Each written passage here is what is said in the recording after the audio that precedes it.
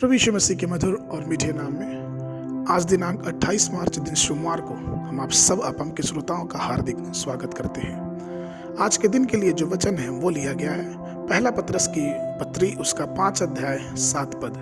और अपनी सारी चिंता उस पर डाल दो क्योंकि उसको तुम्हारा ध्यान है। परमेश्वर में हमारे प्रिय लोगों, मैं आपको बताना चाहता हूँ कि परमेश्वर हमारी परवाह करता है। वो हमारी भलाई चाहता है, चाहे वो आत्मिक स्थिति हो या फिर भौतिक स्थिति हो। वो हमें एक आराम देना चाहता है क्योंकि हम उसकी देखभाल के अंतर्गत आते हैं। एक बार की बात है कि जब मैं तिरुपुरा से उपवास की प्रार्थना करने के बाद वापस लौट रहा था और हमारी जो कार थी एक बड़े हादसा का शिकार हो गई। कार चूंकि मैं ही चला रहा था, दुर्घटना मेरे पिता और मेरी माँ को बहुत गंभीर रूप से चोट आई और हम लोग तीनों जन अस्पताल में भर्ती हो गए। कई दिन तक हम अस्पताल में रहे और उन दिनों में परमेश्वर के कई भक्त, कई लोग हमसे मिलने आते, हमारे भले स्वास्थ्य की कामना करते, हमसे पूछताछ करते। हमको कई लोगों ने फ़ोन किया और कई लोग हमको उत्साहित करते थे कि परेशान होने की ज़रूरत नहीं है, परमेश्वर हमारे साथ है, परमेश्वर हमारी सहायता करता है, परमेश्वर हमारी परवाह करता है। और जब इन लोगों की बातों को मैं सुनता था, चूँकि कई बार मैं दुखी होता था कि मेरे साथ क्यों हुआ है, लेकिन परमेश्वर के लोगों की बातें जब लोग मुझसे मिलने आते, जब लोग मुझसे बताते कि परमेश्वर हमेशा ही अच्छा चाहता है, तो मैं इन सब बातों को सुन के बहुत खुश होता था।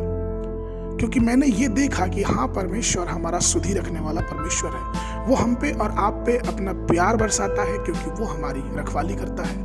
वो जानता है कि हमारी और आपकी परवाह किस प्रकार से करनी है। वो हमारी सब चीज़ों की सुधि लेता है। इसलिए तो शायद भविष्यवक्ता यशायाह अपने 30 अध्याय और उसके 19 पद में इस प्रकार कहता है, हे सिय्योन के लोगों, तुम यरूशलेम में बसे रहो, तुम फिर कभी ना रोओगे और तुम्हारी दुहाई सुनते ही तुम पर निश्चय अनुग्रह करेगा, वह सुनते ही तुम्हारी मान लेगा। हम ये भी देखते हैं कि जब हाजिरा के जीवन में एक तूफान आया कि जब वो इब्राहिम के घर को छोड़ के निकली तो उसके पास एक बच्चा था और कुछ खाने के लिए रोटियां और पानी के सिवाय कुछ नहीं था। लेकिन जब उस बच्चे की रोने को सुन के परमेश्वर ने उस हाजिरा की भी सुधि ली।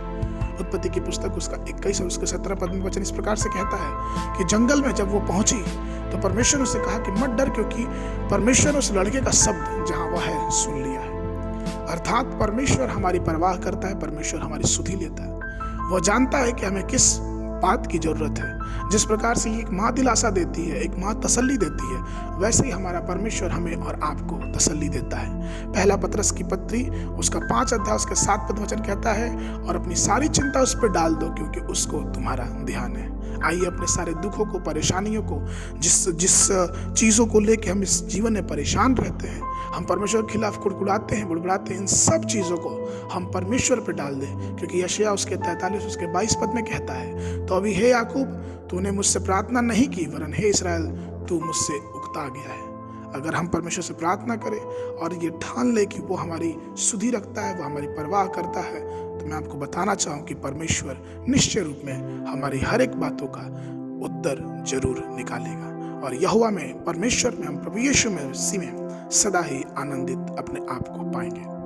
आज के बनाने के लिए जो पद है वो लिया गया है भजन संहिता की पुस्तक उसका 55 अध्याय उसका 22 पद। अपना बोझ यहोवा पर डाल दे और वह तुझे संभालेगा, वह धर्मी को तब कभी टलने न देगा। आज के दिन के लिए जो वचन है, सुबह के समय न्यायों की पुस्तक उसका 4, 5, 6 अध्याय, संध्या के समय लूका रचित सुसमाचार उसका 4 अध्याय पद 31 से लेके 44 तक।